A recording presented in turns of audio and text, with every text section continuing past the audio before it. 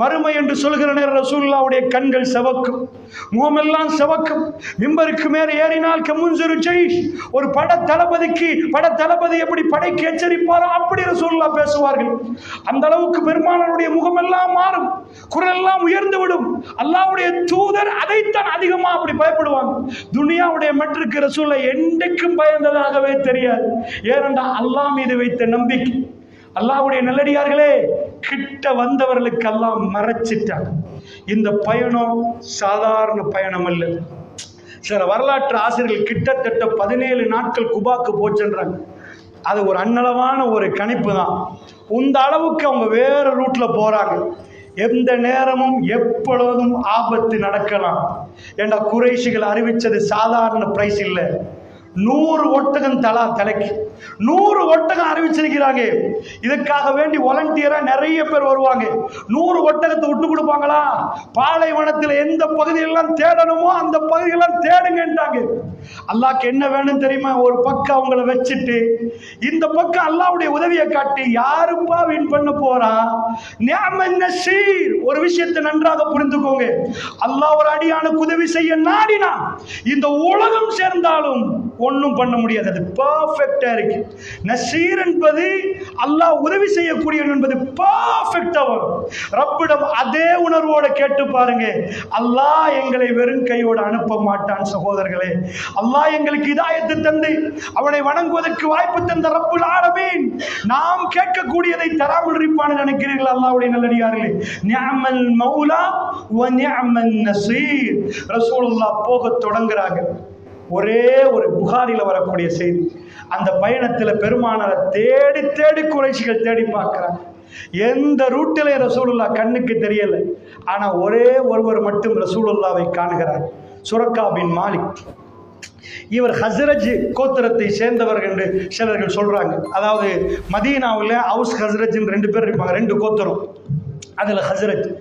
இவர் என்ன பண்றாருன்னா, அவருக்கு மெசேஜ் வருவது. கடற்கரை ஓரமா ஆட்கள் பயணிக்கிறாங்க. இவருக்கு மெசேஜ் வந்த உடனே இவர் நினைக்கிறார், ஆஹா முகமது ரசூலுல்லாஹ்ன்றாங்களே, முகமது நபி அவரை தான் இருக்கு பிடிச்சா எனக்கு 100 ஓட்டமோட ஆட்கள்லாம் ஏமாத்திட்டு அவர் அப்படியே கதையை சொல்றாரு. என் அடிமை பெண்ணுக்கு சொன்னேன், என் குதிரையை ரெடி பண்ணு.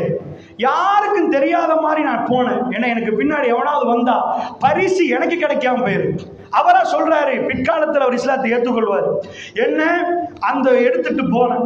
அப்படியே மெல்ல யாருக்கும் தெரியாம போய் அந்த இடத்தை அடைஞ்சு பார்க்கிறேன். நிஜமா ரசூலுல்லாஹ் முஹம்மது ஸல்லல்லாஹு அலைஹி வஸல்லம் முன்னாடி போகிறார். நான் எந்த அளவுக்கு நெருங்கினேன் தெரியுமா? இது 2 வெர்ஷன்ல புகாரில வரும். ஒன்று சுரக்கா பின் மாலிக் அவர் சொல்லுவது, இன்னொன்று அந்த பக்கத்துல இருந்து அபூபக்கர் ரலியல்லாஹு அன்ஹு ரிவாயத். அவர் பிற்காலத்தில் ஒருவர் கேட்கிறார், என்னப்பா ஹிஜ்ரத் எப்படி செஞ்சீங்கன்னு. அவர் இந்த செய்தியை சொல்வதை புகாரில இன்னொரு இடத்துல வருகிறது. சோ 2 வெர்ஷனை நம்ம எடுத்து பார்ப்போம். சுரக்கா என்ன சொல்கிறார் தெரியுமா? நான் பின்னாடி போகிற நேரம் பெருமானாருடைய ஓதல் எனக்கு கேட்கிற அளவுக்கு நான் நெருங்கி விட்டேன். பெருமானார் ஹிஜ்ரத்தில் அல்லாஹ்வுடைய தூதர் மதீனாவுக்கு போற பிரயாணத்தில் பேசிட்டே போனார் அல்லாஹ்வோடு. அதுதான் கலாமுல்லாஹ். அல்லாஹ்வுடைய வேதத்தை ஓதிட்டே போகிறார். எனக்கு சப்தம் கேட்கிறது. அபூபக்கர் திரும்பி திரும்பி பார்க்கிறார். பெருமானார் ஒரு வாட்டி கூட என் முகத்தை திரும்பி பார்க்கவில்லை. அவர் பாட்டுக்கு முன்னாடி ஓதிக்கொண்டு போகிறார். நான் நெருங்கி விட்டேன். என் அன்பை அவர் ஒரு இந்த குறிப்பாக்கக்கூடிய ஒரு ஆள். அவர் என்ன பண்ண, அம்பை எடுத்து ஏவோமான்னு குறிப்பார்த்தேன். அந்த நேரத்தில் வேணாம் என்று வந்துச்சு. நான் விரும்பல. இன்னும் முன்னாடி போகிறேன். திடீர் என்னுடைய குதிரையுடைய கால் போய் மண்ணில் பதிஞ்சிட்டு அப்படி பதுக்கி போச்சு. எனக்கு என்னமோ தவறா நடக்குதுன்னு நினைக்கிறேன். அவங்க என்னமோ எனக்கு பண்ணிட்டாங்க. உதவி கேட்டேன், என் குதிரையை காப்பாத்திட்டாங்க. அப்பொழுது அவர்கள் எங்கள்கிட்ட வந்தார்கள். வந்து அல்லாஹ்விடம் துவா செய்தார்கள். நான் அவர்களை பார்த்தேன். ஒண்ணு கேட்டேன். பெருமானார் என்னோட எதையுமே பேசவில்லை, எந்த செய்தியும் கேட்கவில்லை. ஒரே ஒரு விஷயம் மட்டும் எனக்கு சொன்னார், நாங்க போற செய்தியை யார்கிட்டையும் சொல்லிடாதீங்க என்றார். எங்களை பத்தி செய்தியை யார்கிட்டையும் சொல்லாதீங்க என்றார். நான் அவர்களை நிப்பாட்டி விட்டு ஒன்றை கேட்டேன், எனக்கு பாதுகாப்புக்கு உத்தரவாதம் தாங்க என்று கேட்டேன், எனக்கு பாதுகாப்பு பத்திரத்தை தாங்க என்று கேட்டேன். அப்படியே போயிடாதீங்க. ஏண்டா இவர் ஒரே கொல்ல வந்தவர், பிடிக்க வந்தவர் பெருமானாரை கண்டு அசந்து போய்விட்டார். ஏனென்றால் அல்லாஹ் ரப்புல் ஆலமீன் அப்படி பெருமானாரை பாதுகாப்பதில் அப்படி ஈடுபடுகிறார். அல்லாஹ்வுடைய நல்லடியார் அபூபக்கர் ரலியல்லாஹு சொல்ல செய்தியை பார்ப்போம். அவர் சொன்னார், சுரக்காவை தவிர வேறு யாரும் எங்களை மீட் பண்ணவில்லை. பிரயாணம் போயிட்டு கொண்டிருக்கிறோம். பெருமானாரிடம் நான் சொன்னேன், யார சொல்லலாம், பின்னாடி ஒருத்தன் வந்து விட்டான், மாட்டி பட்டுட்டோம் யார சொல்லலாம். பெருமானார் துவா செய்தார்கள். கண்ணு முன்னாடி ஒட்டகம் அந்த கால் மண்ணிலே போய் பதுங்கிறதை நான் பார்த்தேன். அவர் கூப்பிட்டார் உதவிக்காக வேண்டி. ரசூலுல்லாஹ் போனார். அதே செய்தி அபூபக்கர் ரலியல்லாஹு அவர்கள் அவர்களுடைய பாணியில் சொல்லுகிறார்கள். நடந்ததை 2 தரப்பிலும் நீங்கள் புகாரியில் பார்க்கலாம். அதற்கு பிறகு ரசூல் ஸல்லல்லாஹு அலைஹி வஸல்லம் அவர்கள் குபாவுக்கு போறாங்க. இந்த பாலைவனத்தில் அல்லாஹ் ஒரு 100 மீட்டர், ஒரு 200 மீட்டர், 1 கிலோமீட்டர் போனா ஷரீஃபா 1 கிலோமீட்டர் ஒளிஞ்சிடலாம். இவ்வளவு கிலோமீட்டருக்கு குறைஷிகளுக்கு பிடிக்க முடியலண்டா, அரபுகளுக்கு காண முடியலண்டா. அல்லாஹ் என்ன சொல்றான் தெரியுமா? இல்லா தன்சுரு, நீங்க உதவி செய்யாட்டியும் ஃபக்கத் நஸரல்லாஹ், திட்டமாக அல்லாஹ் தன்னுடைய நபிக்கு உதவி செய்து விட்டான். திட்டமா உதவி செஞ்சுட்டான் கம்ப்ளீட்லி. இந்த உதவியை நீங்க பார்க்கிற நேரம் கிளியர், வெரி கிளியர்.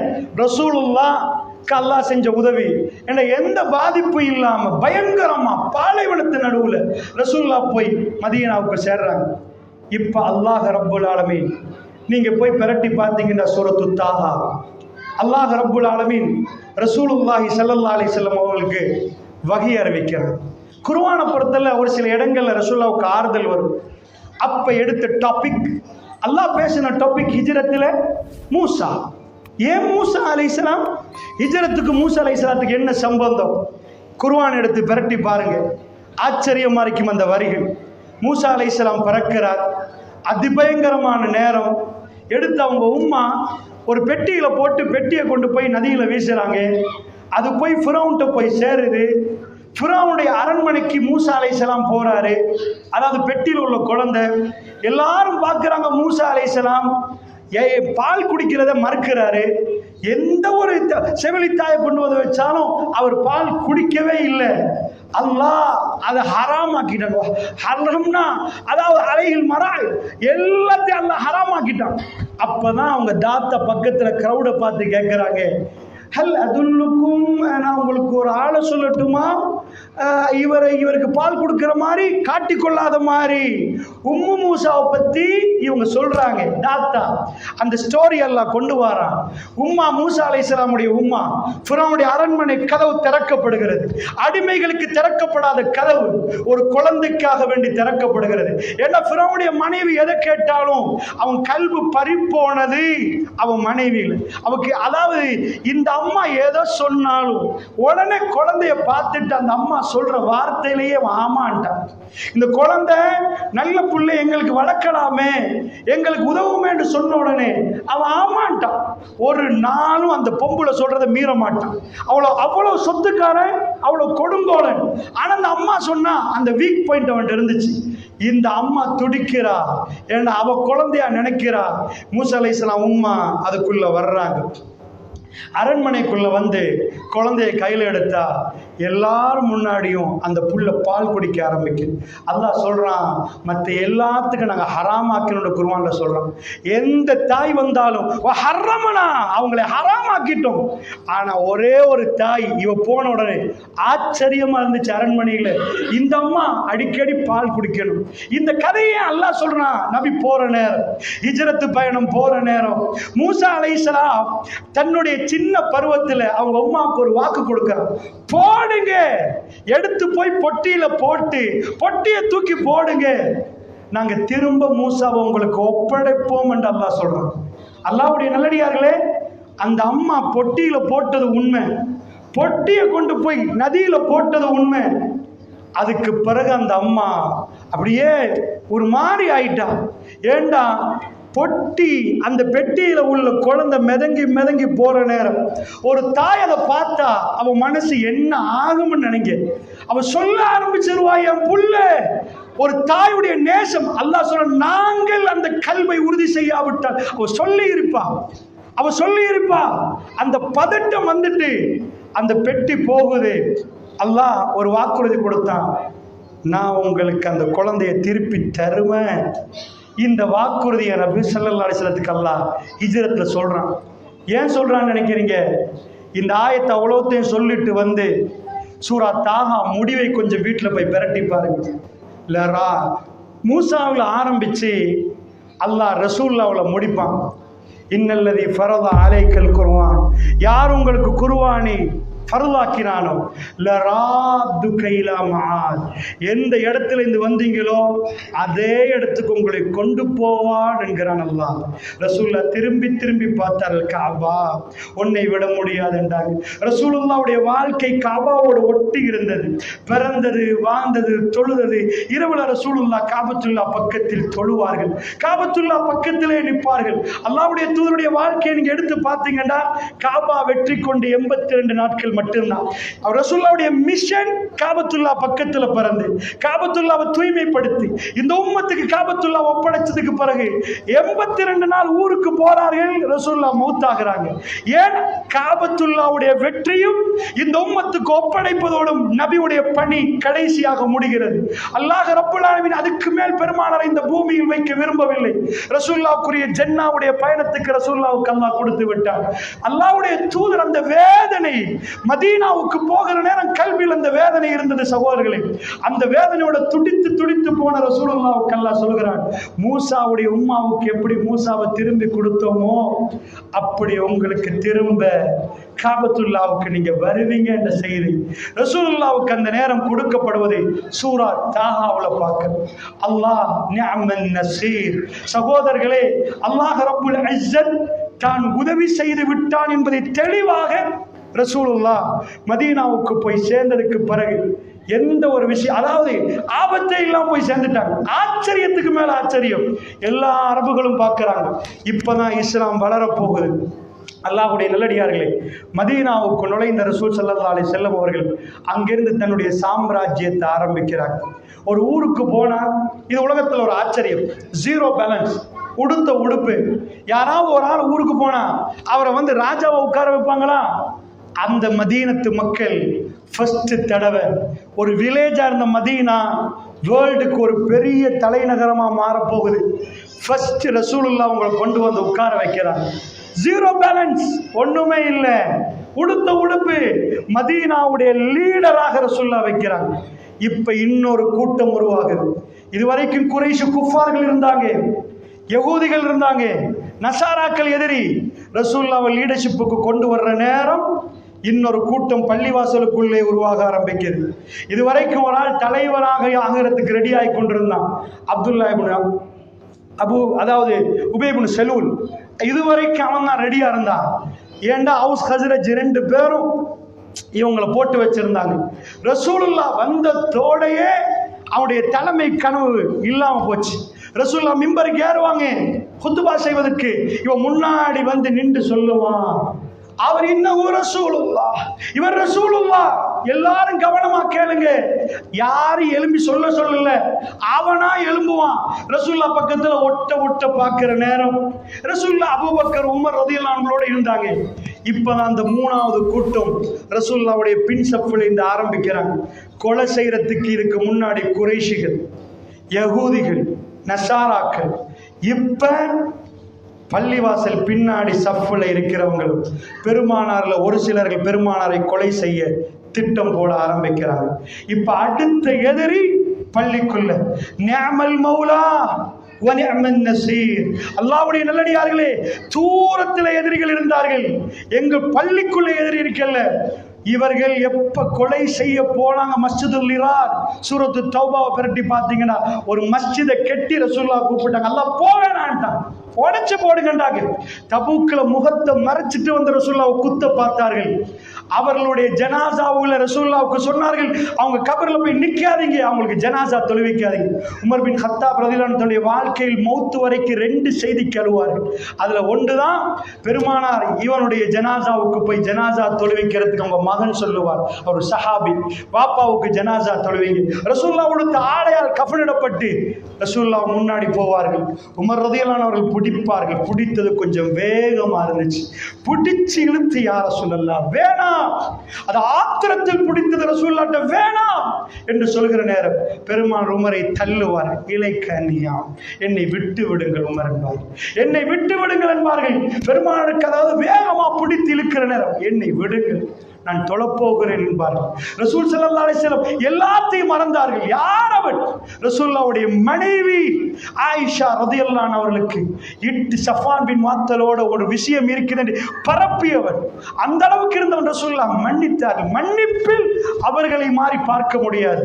ஆனால் ரசூலுல்லாஹ்வுக்கு அல்லாஹ் சொன்னான், நபியே நபியே, ஒரு முறை அல்ல 70 முறை நீங்கள் பாவ மன்னிப்பு கேட்டால் அல்லாஹ் ஒருபோதும் மன்னிக்க மாட்டான். உமர் நாவில் அல்லாஹ் பேசுகிறான் என்றார்கள் ரசூலுல்லாஹ்.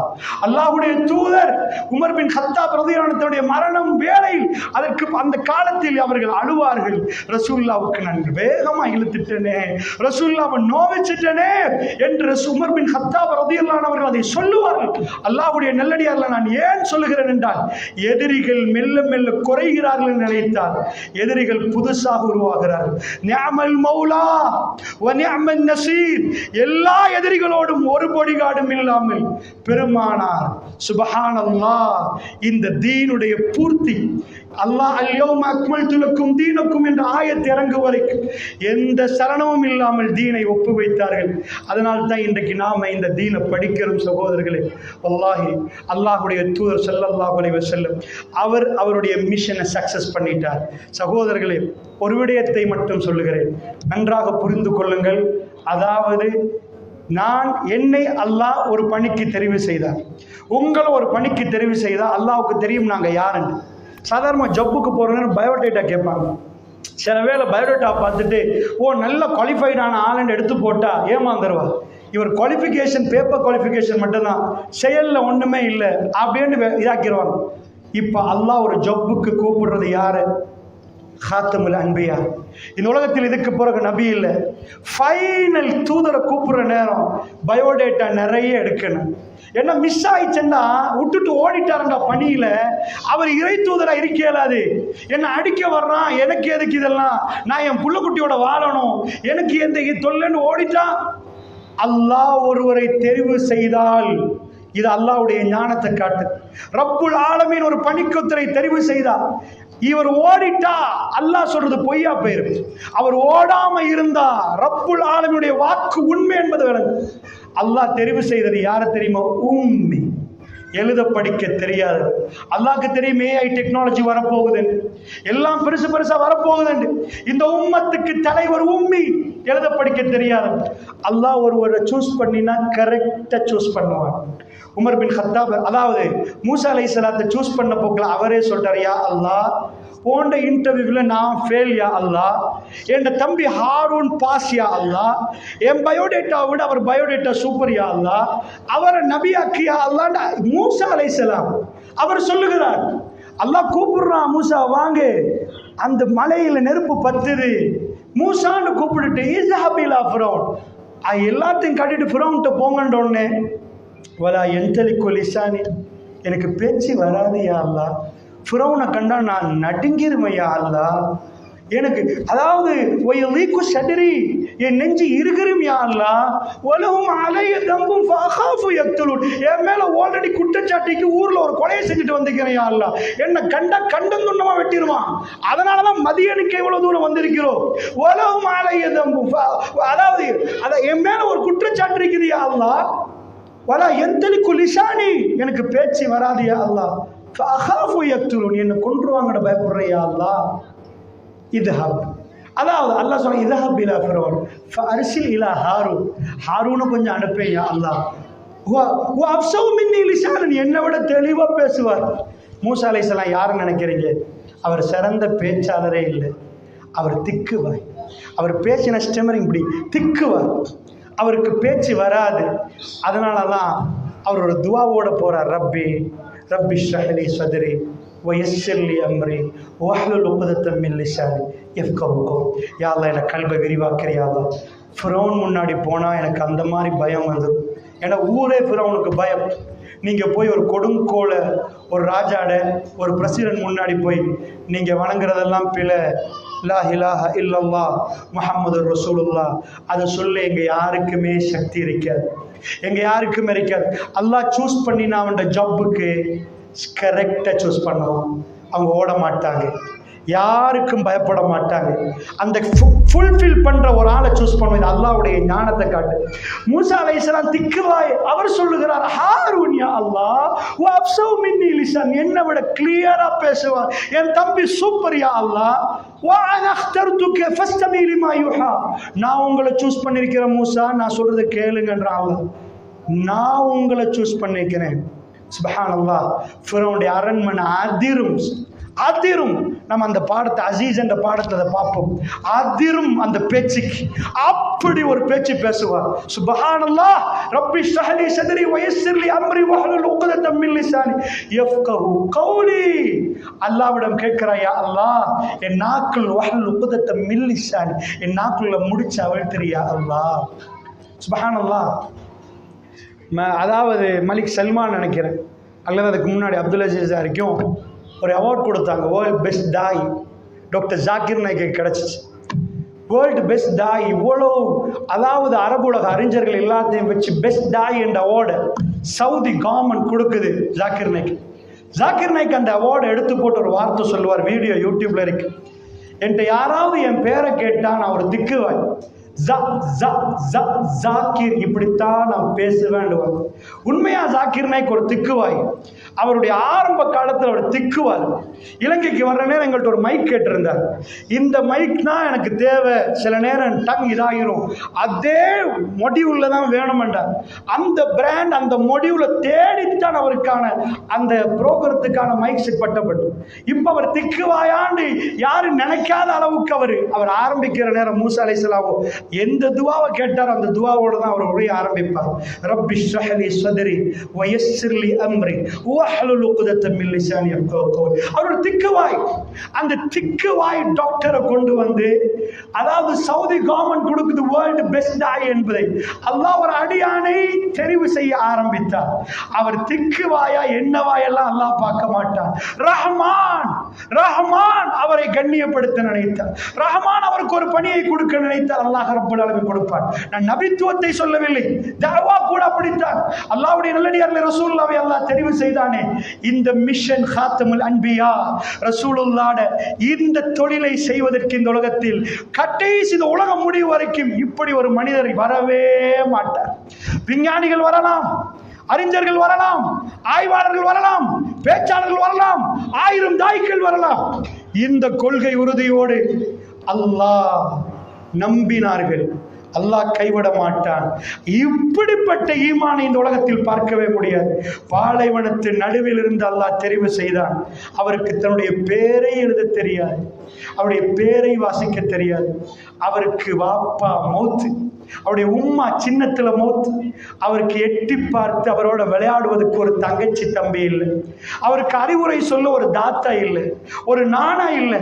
தன்னந்தனியாக வந்தவர். அவர்கிட்ட போய் கேட்டா உங்க டீச்சர் யாருன்னு கேட்டா அவர் ஸ்கூலே போகல, ஆடு மேய்த்தவர், வெறுங்காலோட ஓடினவர், கைமாத்தி வளர்க்கப்பட்ட பிள்ளை. அவருடைய அதாவது செவிலித்தாய் மூலமாக பால் குடித்த அந்த பிள்ளைகளோடு விளையாடினார். அவருக்கு யாரும் டீச்சர் இல்லை. அல்லாஹ் சொல்லுகிறான், பெருமா எங்களை கேட்டா என் டீச்சர் இவங்கன்னு வைங்க, உங்கள்கிட்ட கேட்டா ஸ்கூல் இது இந்த டீச்சர்ஸ் எல்லாம் படிச்சுடுவீங்க. ரசூலுல்லாஹ்வுக்கு நோ டீச்சர். யாரும் அவரை வழி நடத்தல, அவங்க குடும்பத்துல யாருமே வழி நடத்தல. அல்லாஹ் உரிமை கொண்டாடுகிறான். அர் ரஹ்மான் அல்லமல் குர்ஆன். ரஹ்மான் குர்ஆனை கற்றுக் கொடுத்தார். அல்லாஹ் தன்னுடைய தூதருக்கு படித்து கொடுத்து இன்றைக்கு இவ்வளவு பெரிய சாம்ராஜ்யமாக இஸ்லாம் எழுந்திருக்கிறது என்றால் நிஅமல் மௌலா வ நிஅமன் நசீர். அல்லாஹ்விடம் அந்த உதவியை கேட்பதற்கு நானும் நீங்களும் சுப்ஹானல்லாஹ் அல்லாஹ் உதவியாளன் என்ற செய்திகள்லாம் படித்து நிச்சயமா அல்லாஹ் எங்களை கைவிட மாட்டார். அல்லாஹ்விடம் உதவி கேட்கக்கூடிய நேரத்தில் ரப்பே எங்களை கைவிட்டாதையா அல்லாஹ்னு கேட்கக்கூடிய அடியார்களாக இருக்க வேண்டும் என்பதற்காக இந்த செய்திகளை பதிவு செய்து அல்லாஹ் ஜல்ல ஷானுஹு தஆலா எனக்கும் உங்களுக்கும் அருள் புரிவானாக என்று பிரார்த்தனையோடு விடைபெறுகிறேன். அஸ்ஸலாமு அலைக்கும் வரஹ்மத்துல்லாஹி வபரகாத்துஹு.